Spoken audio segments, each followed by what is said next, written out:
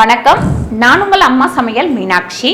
இன்றைக்கி நம்ம தீபாவளிக்காக ஸ்பெஷலாக ஒரு 4 முறுக்கு பண்ண போகிறோம்.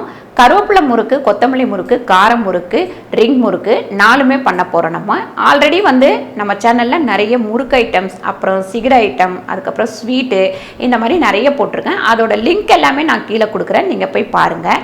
இன்றைக்கி நம்ம இயற்கையான முறையில் தயாராகிற எண்ணெய், கிராமியம் அப்படிங்கிற எண்ணெயில் தான் நம்ம முறுக்கு பண்ண போகிறோம். இவங்கக்கிட்ட 200 விதமான பொருட்கள் இருக்குது. இன்றைக்கி நல்லெண்ணெய், கல்லெண்ணெய், தேங்காய் எண்ணெய், இந்த மாதிரி நிறைய ஐட்டம்ஸ் இருக்குது. இவங்களோட நம்பரும் லிங்க்கும் நாங்கள் கீழே கொடுக்குறோம். நீங்கள் அதை போய் பாருங்கள். இவங்க இந்தியா முழுவதுமே சப்ளை பண்ணுறாங்க. நீங்கள் ஒரு ஃபோன் பண்ணி கேட்டிங்கன்னா உங்களுக்கு கொரியரில் அமுச்சு விட்டுறாங்க. நீங்களும் யூஸ் பண்ணி பாருங்கள். வாங்க, இப்போ நம்ம முறுக்கு எப்படி பண்ணுறதுன்னு பார்க்கலாம்.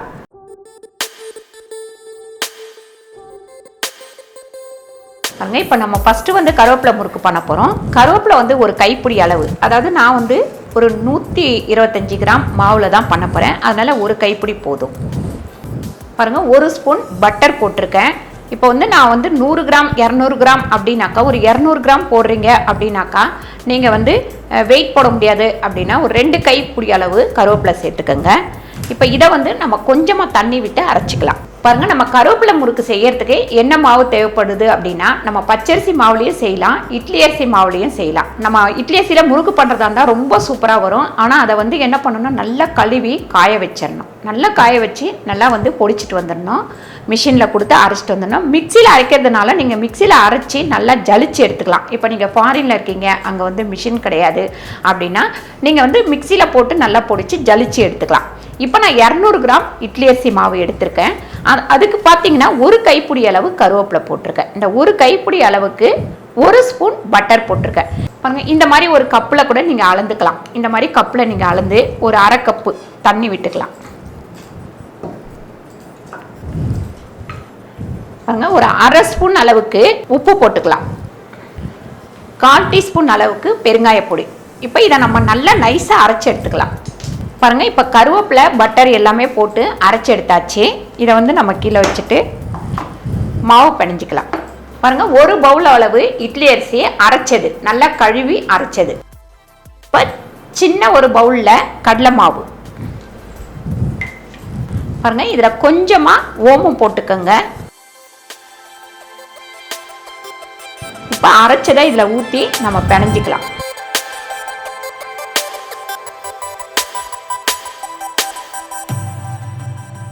பாருங்க, மொத்தமாக இதில் ஊற்றிடாதீங்க, கொஞ்சம் கொஞ்சமாக ஊற்றி நீங்கள் பிணைஞ்சிங்கன்னா தான் நமக்கு முறுக்கோட மாவு பக்குவத்துக்கு வரும்போது நிப்பாட்டிடலாம்.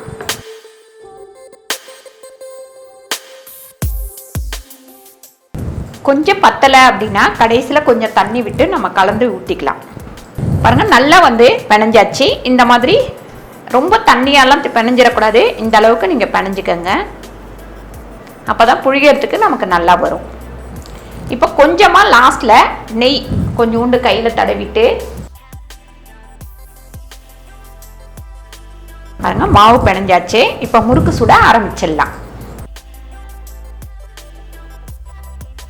பாருங்க, இப்போ நம்ம கருவேப்பிலை முறுக்கு கடலை எண்ணெயில் பண்ண போகிறோம். எண்ணெய் நல்லா காயட்டும். எண்ணெய் காஞ்சிட்டு இருக்கட்டும். அதுக்காட்டி மாவு நம்ம முறுக்கு குழாயில் போட்டு ரெடி பண்ணிக்கலாம். பாருங்க, லைட்டாக உள்ளெல்லாம் எண்ணெய் தடவிக்கங்க. அப்போ தான் நமக்கு புழியறதுக்கு ஈஸியாக வரும். பாருங்க, நம்ம கையில் மாவு எடுத்துட்டு நல்லா இந்த மாதிரி இப்படி பிடிச்சிங்கன்னா நீட்டு வாக்கில் வந்துடும். அதை அப்படியே நம்ம முறுக்கு குழாக்குள்ளே போட்டுடலாம். நீங்கள் கருவேப்பிலை முறுக்கு சுடுறதா இருந்தால் மாவு கொஞ்சம் கொஞ்சமாக பிணைஞ்சிக்கோங்க. ஏன்னா டக்குன்னு கலர் மாறிடும். பாருங்கள், நம்ம ஜல்லி கரண்டி வச்சோம் புழியலாம். இல்லைனா இந்த மாதிரி பட்டர் பேப்பர் போட்டுக்கோங்க. ஒரு தட்டில் வச்சுட்டு இதை புழியலாம்.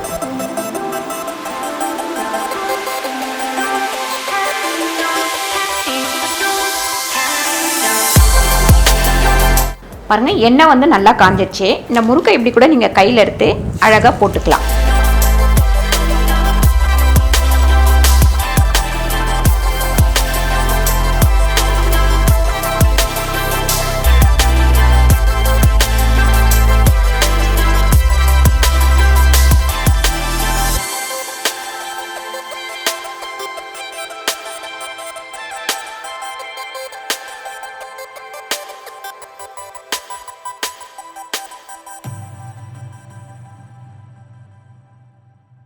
எப்பவுமே பாருங்கள் நம்ம கடலெண்ணெயில் செய்யும் போது நல்லா வந்து ஒரு மணமாக இருக்கும். எந்த பலகாரம் செஞ்சாலுமே பாருங்கள் அந்த வேர்க்கடலையோட வாசனை வந்து அதில் அப்படியே இருக்கும். கருவேப்பிலை முறுக்கு ரெடி ஆயிடுச்சு. பாருங்க இதே மாதிரி நம்ம எல்லாத்தையும் சுட்டு எடுத்துக்கலாம். பாருங்க இப்போ நம்ம கருவேப்பிலை முறுக்கு முடிச்சிட்டோம். இப்போ கார முறுக்கு எப்படி பண்ணுறதுன்னு பார்க்கலாம். இப்போ பாசிப்பருப்பு 1 கப்பு வச்சுருக்கேன். இது வந்து 150 கிராம். இதை வந்து நல்லா வறுத்து எடுத்துக்கலாம். பாருங்க பாசிப்பருப்பு வந்து இந்த அளவு கலர் வர்ற அளவுக்கு வறுத்து எடுக்கணும். அப்போ தான் வந்து முறுக்குக்கு நமக்கு நல்லா வாசனையாக நல்லாயிருக்கும். இப்போ இதை ஒரு தட்டில் கொட்டி நல்லா ஆற வச்சிடலாம். பாருங்கள் இந்த மாதிரி தட்டில் கொட்டி நல்லா ஆற வைக்கலாம். பாசிப்பருப்பு வந்து நல்லா வறுத்து நம்ம ஆற வச்சாச்சு. இது 1 கப்பு அப்படியே போட்டு நம்ம அரைச்சி எடுத்துக்கலாம். பாருங்கள் 10 காஷ்மீர் மிளகாய் போட்டுக்கலாம். ஏன்னு கேட்டிங்கன்னா இது வந்து கலர் வந்து உங்களுக்கு நல்லா வரும். தோலோடவே 10 பல்லு பூண்டும் இதில் சேர்த்துக்கலாம். இதை வந்து நல்லா அரைச்சி எடுத்துக்கலாம். பாருங்க இந்த அளவுக்கு அரைச்சிருக்கோம். இப்போ இதை ஜலிச்சு மறுபடியும் நம்ம அரைக்கணும். பாருங்க பாசிப்பருப்பை வந்து வறுத்து நல்லா அரைச்சி ஜலிச்சு வச்சாச்சு. நீங்கள் வந்து இப்போ 1 கிலோ அரிசி போடுறீங்க அப்படின்னாக்கா பாசிப்பருப்பு வந்து 1/2 கிலோ போடுங்க. அதுலேயே காஞ்ச மிளகாய் உங்கள் காரத்துக்கு தகுந்த மாதிரி பூண்டு இதெல்லாம் போட்டு மிஷின்லேயே நீங்கள் அரைச்சிட்டு வந்துடலாம். நான் வந்து கொஞ்சமாக செய்கிற தொட்டு மிக்சியில் அரைச்சிருக்கேன். இப்போ மாவு பிணைஞ்சிக்கலாம். நல்லா பாருங்கள் இந்த மாவை அரைச்சி முடித்தோடனே நமக்கு வந்து அந்த காஞ்ச மிளகாவோட வாசனை, அதுக்கப்புறம் பார்த்திங்கன்னா பூண்டோட வாசனை சூப்பராக வரும். இப்போ பச்சரிசி மாவு 2 கப்பு, பெருங்காயம் ஒரு 1/4 டீஸ்பூன், உப்பு பார்த்திங்கன்னா 3/4 டீஸ்பூன், நெய் வந்து 2 ஸ்பூன் சேர்த்துக்கலாம்.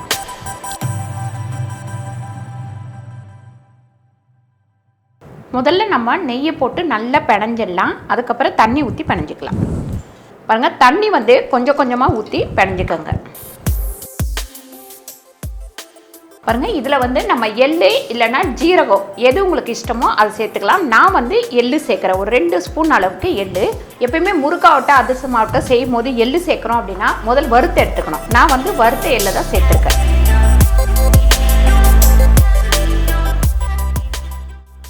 தண்ணி வந்து இப்படி கொஞ்சம் கொஞ்சமாக ஊற்றி பிணைஞ்சிக்கோங்க.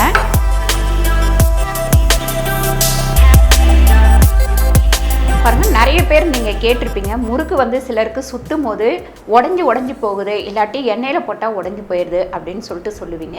அது வந்து என்ன காரணம் அப்படின்னு பார்த்தீங்கன்னா, ஒன்று நெய் அதிகமாக சேர்த்துருப்பீங்க, இல்லை அப்படின்னா தண்ணி வந்து கம்மியாக சேர்த்து பிணைஞ்சிருப்பீங்க. நல்லா வந்து ஒரு மாவோட மாவு வந்து நல்லா ஒட்டுற அளவுக்கு பிணைஞ்சிங்கன்னா தான் முறுக்கு வந்து எண்ணெயில் போடும்போது உடையாமல் இருக்கும். பாருங்கள் மாவு வந்து இந்த அளவுக்கு தளன்னு பிணைஞ்சிக்கணும். அப்போ தான் வந்து உங்களுக்கு புழிய ஈஸியாக இருக்கும். பாருங்கள் மாவு பிணைஞ்சாச்சு. இப்போ நம்ம மாவை எடுத்து வச்சுட்டு எண்ணெய் ஊற்றி முறுக்கு சுட ஆரம்பிச்சிடலாம். பாருங்கள் இப்போ எண்ணெய் ஊற்றிக்கலாம். எண்ணெய் நல்லா காயட்டும்.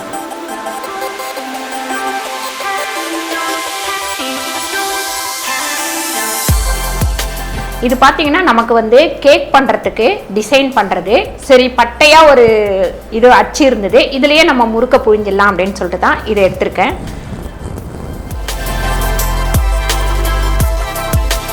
சூப்பராக முறுக்குழாவில் புழியறத விட இதில் ரொம்ப ஈஸியாகவே வந்தது.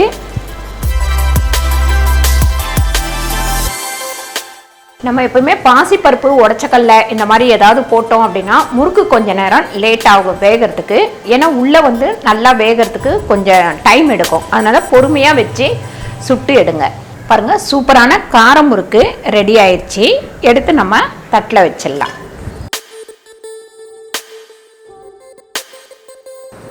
இதே மாதிரி நம்ம எல்லாத்தையுமே சுட்டு எடுத்துக்கலாம். பாருங்க சூப்பரான ஒரு கார முறுக்கு ரெடி ஆயிடுச்சு. அடுத்து நம்ம கொத்தமல்லி வச்சு ஒரு முறுக்கு பண்ணிக்கலாம். பாருங்க கொத்தமல்லி முறுக்குக்கு ஒரு 6 பச்சை மிளகாய் சேர்த்துக்கிறேன் இதில். அதுக்கப்புறம் ஒரு 1/2 கட்டு கொத்தமல்லி. இதில் வந்து நெய் வந்து ஒரு 2 ஸ்பூன் அளவுக்கு நெய் போட்டுடுறேன். உப்பு வந்து 3/4 ஸ்பூன் உப்பு. அதுக்கப்புறம் பெருங்காயம் ஒரு 1/4 டீஸ்பூன். பாருங்க ஜீரகம் ஒரு 1/4 டீஸ்பூன். இதை வந்து நல்லா நம்ம அரைச்சி எடுத்துக்கலாம். கொஞ்சம் தண்ணி விட்டு அரைச்சிக்கலாம். பாருங்க, கொத்தமல்லியை நல்லா அரைச்சி எடுத்தாச்சு. இப்போ வந்து நம்ம மாவு பிணைஞ்சிக்கலாம். பாருங்க, உடைச்சக்கடலை மாவு 1 ஸ்பூன் இதில் சேர்த்துக்கலாம். அதுக்கப்புறம் கடலை மாவு, இது வந்து ஒரு 50 கிராம். அதுக்கப்புறம் இது புழுங்கல் அரிசி, இட்லி அரிசி மாவு, இதையுமே நம்ம வந்து 2 கப்பு சேர்த்துக்கலாம். இந்த இட்லி அரிசியில் வந்து நம்ம முறுக்கு செஞ்சோம் அப்படின்னா நல்ல மொறுமொறுன்னு வந்து சூப்பராக இருக்கும். அதுக்காக நான் இந்த வாட்டி வந்து இந்த இட்லி அரிசியில் முறுக்கு பண்ணுவோன்னு பண்ணிகிட்ருக்கேன். இப்போ பட்டர் வந்து 1 ஸ்பூன் சேர்த்துக்கலாம். இந்த பட்டர் வந்து நல்லா இப்படி பிணைஞ்சிக்கலாம்.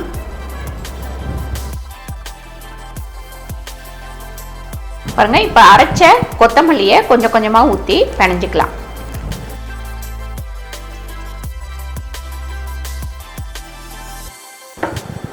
பாருங்க, கடைசியில் பத்தலை அப்படின்னாக்கா கொஞ்சம் கொஞ்சமாக தண்ணி விட்டு பிணைஞ்சிக்கலாம். நமக்கு இந்த பச்சை மிளகா, கொத்தமல்லி இதெல்லாம் வந்து சேர்த்து பிணையும் போதே செம்ம வாசனையாக இருக்குது. கண்டிப்பாக இந்த முறுக்கு வந்து ரொம்ப சூப்பராக இருக்கும். ஏன்னு கேட்டிங்கன்னா டேஸ்ட் வந்து அவ்வளோ நல்லாயிருக்கும். இதில் ஜீரகம் போட்டிருக்கோம், பெருங்காயம் போட்டிருக்கோம், வித்தியாசமான ஒரு டேஸ்ட்டு கிடைக்கும் நமக்கு.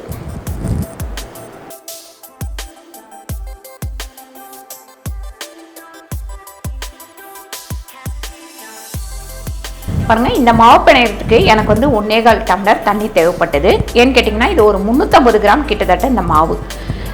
இதே நீங்கள் 1 கிலோ மாவு போடுறீங்க அப்படின்னாக்கா 4.5 டம்ளர் கண்டிப்பாக தண்ணி தேவைப்படும். பாருங்கள், சூப்பராக மாவு பிணைஞ்சாச்சு. இப்போ முறுக்கு சுட்டு எடுத்துக்கலாம். பாருங்கள், இப்போ கொத்தமல்லி முறுக்கை வந்து நம்ம தேங்காய் எண்ணெயில் சுட்டுக்கலாம். தேங்காய் எண்ணெயில் செய்யும் போது நமக்கு டேஸ்ட்டு வந்து ரொம்ப நல்லாயிருக்கும். 2வது முடி வளரும். நம்மளுமே பார்த்திங்கன்னா நல்லா மினுமின்னு வந்துடுவோம். கலர் கம்மியாக இருக்கிறவங்களோட கலர் வந்துடும் தேங்காய் எண்ணெய் யூஸ் பண்ணும் போது. இப்போ நம்ம தேங்காய் எண்ணெய் இதில் ஊற்றிக்கலாம். பாருங்கள், தேங்காய் எண்ணெய் நல்லா காயட்டும். அதுக்கப்புறம் முறுக்கு போட்டுக்கலாம். பாருங்கள், எண்ணெய் காயிற விலைக்கு நான் வந்து இந்த அச்சு போட்டிருக்கேன். முறுக்கு அச்சு, தேன்குழல் அப்படிம்பாங்க. இந்த அச்சு போட்டிருக்கேன். இதில் வந்து நம்ம மாவை போட்டுக்கலாம். ரொம்ப ஃபுல்லாக போடாதீங்க. ஃபுல்லாக போட்டிங்கன்னா உங்களுக்கு கை வலிக்கும். அதனால் ஒரு 3/4 அளவு போட்டுக்கோங்க.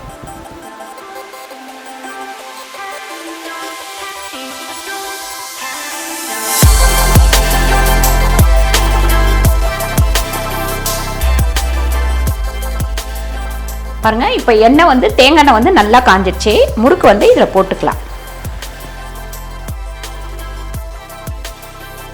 பாருங்க, 3/4 வேக்காடு வெந்த உடனே நீங்கள் வந்து சிம்மில் வச்சுருங்க. அப்போ தான் உள்ளெல்லாம் நல்லா வேகும். ஏன்னா இது புழுங்கல் அரிசி இல்லைங்களா, அதனால்.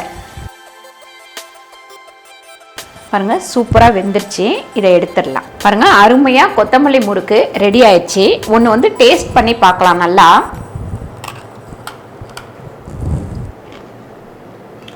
நல்லா மொறுமொறுன்னு சூப்பராக இருக்குது. நீங்களும் வந்து இதை ட்ரை பண்ணி பாருங்கள். இப்போ ஃபஸ்ட் டைமாக நான் வந்து இதை ட்ரை பண்ணி பார்த்துருக்கேன். ரொம்ப நல்லா இருக்குது. பாருங்கள், அடுத்து நம்ம ரிங் முறுக்கு பண்ணிக்கலாம் வாங்க. பாருங்கள், இப்போ ரிங் முறுக்குக்கு உடைச்சக்கல்ல வந்து 100 கிராம் அளவு, 1 கப்பு 100 கிராம். பச்சரிசி மாவு பார்த்தீங்கன்னா ஒரு 350 கிராம். நீங்கள் இப்போ 1 கிலோ போடுறீங்க அப்படின்னா 1 கிலோ அரிசி மாவுக்கு 1/4 கிலோ பொட்டுக்கடலை மாவு வந்து போடணும். பாருங்கள், 3/4 டீஸ்பூன் சால்ட்டு போட்டுக்கிறேன். பெருங்காயம் 1/4 டீஸ்பூன்.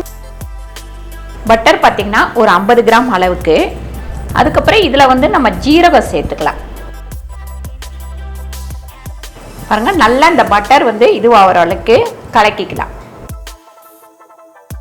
குழந்தைங்க எல்லாருக்குமே இந்த ரிங் முறுக்கு வந்து ரொம்ப பிடிக்கும். நீங்கள் செஞ்சு நார்மலாக வீட்டில் கூட வச்சுட்டிங்க அப்படின்னா அவங்களுக்கு சாயங்காலம் ஸ்நாக்ஸாக கூட நம்ம யூஸ் பண்ணிக்கலாம்.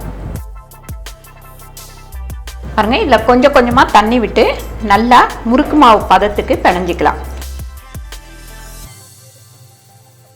பாருங்க, ரிங் முறுக்குக்கு நம்ம மாவு வந்து நல்லா பிணைஞ்சிட்டோம். இப்போ இதெல்லாம் எடுத்து வச்சுட்டு நம்ம அதை வந்து எப்படி திரட்டுறதுன்னு பார்க்கலாம். நம்ம முறுக்குழால புழிஞ்சா இது வந்து சரியாக வராது. அதனால் நம்ம இங்கே வச்சு திரட்டிக்கலாம். லைட்டாக இப்படி எண்ணெய் தேய்ச்சிக்கோங்க. பாருங்கள், இந்த மாதிரி உருட்டிக்கங்க. இன்னும் கொஞ்சம் பெருசாக வேணும் அப்படின்னா நீங்கள் பெருசாக இதை உருட்டிக்கலாம். இல்லைன்னா சின்னதாக வேணும் அப்படின்னா சின்னதாக உருட்டிக்கலாம்.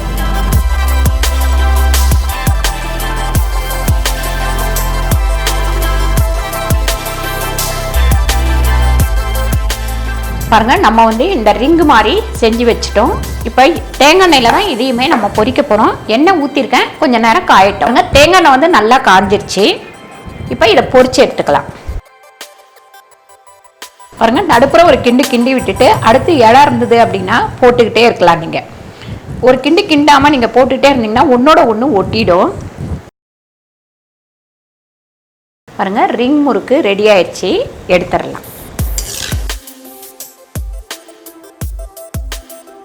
பாருங்க விதவிதமாக தீபாவளிக்கு வந்து நம்ம முறுக்கு பண்ணிட்டோம். அதுக்கப்புறம் ஸ்வீட்டும் பண்ணியிருக்கோம். எல்லா வீடியோட லிங்க்கும் நம்ம கீழே கொடுக்குறேன், நீங்கள் போய் பாருங்கள். இந்த வீடியோ உங்களுக்கு பிடிச்சிருந்தா லைக் பண்ணுங்கள், ஷேர் பண்ணுங்கள், சப்ஸ்கிரைப் பண்ணுங்கள், ஃபேஸ்புக்கில் ஷேர் பண்ணுங்கள், மறக்காமல் கமெண்ட் பண்ணுங்கள். நன்றி, வணக்கம்.